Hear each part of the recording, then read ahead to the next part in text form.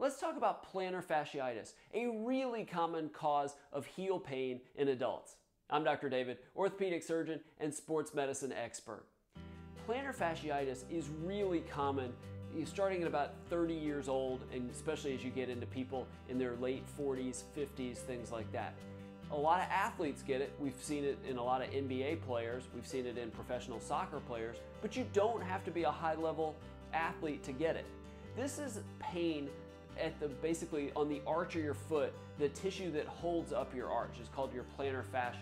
And for whatever reason, it can start to basically get irritated. And then it just causes this pain that just drives you crazy. One of the classic symptoms is you'll be, sleeping, you get up in the morning, you take the first step after you get out of bed and get this really, really sharp pain. And then over the course of the day, it gradually gets better and better. Or maybe you're sitting for a long period of time and then you finally get up from your desk, take a step, and you get that pain again. What happens is you get these little microscopic tears in that tissue right off your heel bone on the sole of your foot. And at night when you're sleeping, we tend to sleep with our foot sort of pushed, we relax and let it sort of fall down. That plantar fascia and the arch sort of shortens and it heals in a shortened position.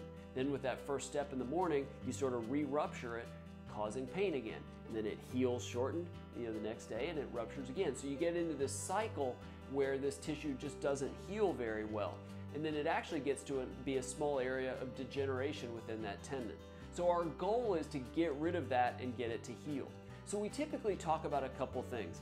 We typically talk about stretching exercises to stretch the calf muscles in your Achilles tendon, stretch your plantar fascia. And there's plenty of exercises and ways to do that that can be really helpful. There's also strengthening exercises that can be really helpful. So sometimes you can do it at home or you can do it with a physical therapist. Physical therapy can be really good because not only can they teach you all those exercises, but they can do things like ultrasound that might help decrease your pain.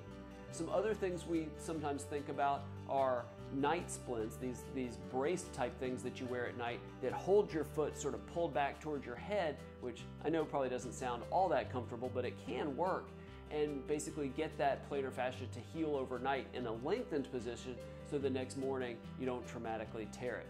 There's even things like, that people are trying, like PRP or platelet-rich plasma injections, where we take a little bit of blood from your body, spin it in a centrifuge, and re-inject the plasma, trying to get that plantar fascia to heal.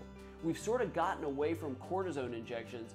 That can help decrease the pain, but a lot of times it ends up coming right back, and there is reported to be a risk of re-rupturing the plantar fascia after cortisone injection. So I really try not to do it. Plus those cortisone shots in your heel really, really hurt. So that's something to think about. Occasionally, if nothing else is working, surgery can be an option, but we try to exhaust all the other possibilities first.